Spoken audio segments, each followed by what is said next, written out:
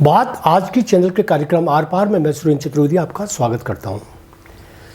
धर्म की जय हो, अधर्म का नाश हो, सनातन धर्म अमर रहे, कसम राम की खाते हैं मंदिर वहीं बनाएंगे, गर्व से कहो हम हिंदू हैं, फिर भी धर्म सूली पर है। धर्म की राजनीति, धर्म पर राजनीति, धर्म से राजनीति, राजनीति के लिए धर्म, धर्म के लिए राजनीति, एक से दिखने वाले ये सब विषय अलग अलग हैं। अयोध्या को केंद्र में रखकर यदि कुछ कहा जाए तो न धर्म ही धर्म जैसा है, न राजनीति ही राजनीति। धर्म से खेल खेला जा रहा है।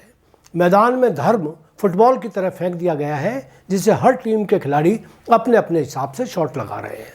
खुलकर पैरों का उपयोग हो रहा है। राजनेता चाहते हैं कि जितना भी जल्दी हो धर्म की फुटबॉल चुनावों के गोल से आर पार हो जाए।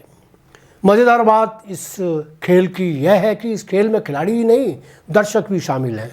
हुटिंग के दौरान बॉल सामने आने पर कोई शॉट मारने में नहीं चूक रहा, यहाँ तक कि रेफरी भी मजा लेने में नहीं चूक रहे। धर्म को हास्यास्पद और घिनौने तरीके से आज़ादी के बाद पहली बार रौंदा जा रहा है। कीचड़ सने पैरों से धर्म को कुचलने वाले लोगों का उत्साह भी शर्मनाक है। सनातन धर्म की जय हो, गर्व से कहो हम हिंदू हैं, वासुदेव कुटुंबकम जैसे मानवीय उद्घोष ऐसा लग रहा है जैसे सिर्फ जुमलों की तरह इस्तेमाल हो रहे हैं।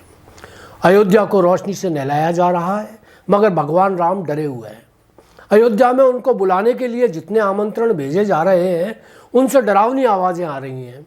संतों और शंकराचार्यों की आवाज़ें ढोल नगाड़ों के कर्णभेदी शोर में सुनाई ही नहीं दे रही।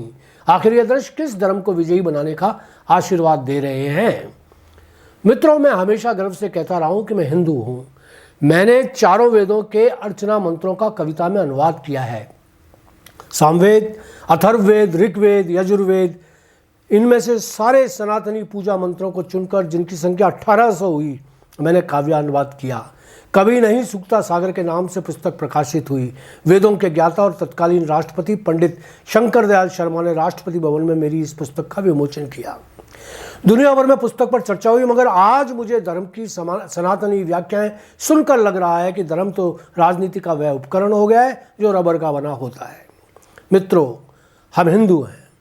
हम भगवान राम को अपने प्राणों में प्रतिष्ठापित कर चुके हैं। दुनिया के कण कण में राम होने की गवाही देते हैं। हमारी जन्मजात धार्मिक मान्यता है कि जिसका राम निकल गया वह जिंदा होकर भी शव समान है। घट घट में राम महसूस करते हैं हम। अयोध्या में जब रामलला मंदिर में विराजमान नहीं थे, जब 40 साल तक मंदिर में ताले लगे हुए थे, तब भी हमारे राम हमारी आस्थाओं के केंद्र बने हुए थे। रामलीलाएं हमारी मर्यादाओं के लिए सुरक्षा कवच बनकर खेली जाती थीं। मर्यादा पुरुषोत्तम राम को आज हमने किस परीक्षा के लिए सियासत के मैदान में उतार लिया है? लोकाचार के लिए सीता को अग्नि परीक्षा से गुजारा गया था, मगर आज तो राम को अग्नि परीक्षा से गुजारा जा रहा है। परीक्षा की तारीख भी तय कर दी गई है। क्या कोई मुझे यह बता सकता है कि 22 जनवरी के बाद रामलला की मूर्ति के प्राण प्रतिष्ठित होने का कोई मुहूर्त नहीं है? क्या मंदिर निर्माण को शिखर तक पहुंच जाने के बाद भगवान की प्रतिमा को विधि विधान से हिंदू अनुष्ठानों की तरह प्रतिष्ठित नहीं किया जा सकता?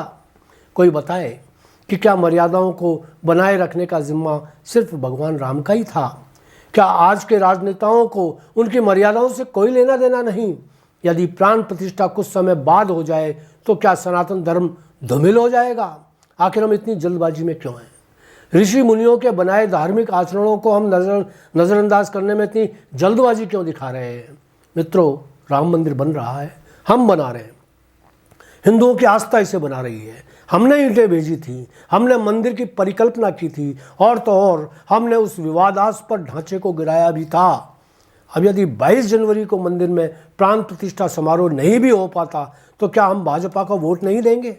यदि सिर्फ वोट देने के लिए इतनी जल्दबाजी की जा रही है तो यकीन कर लिया जाए कि हम सब सनातनी भाजपा को ही वोट देंगे।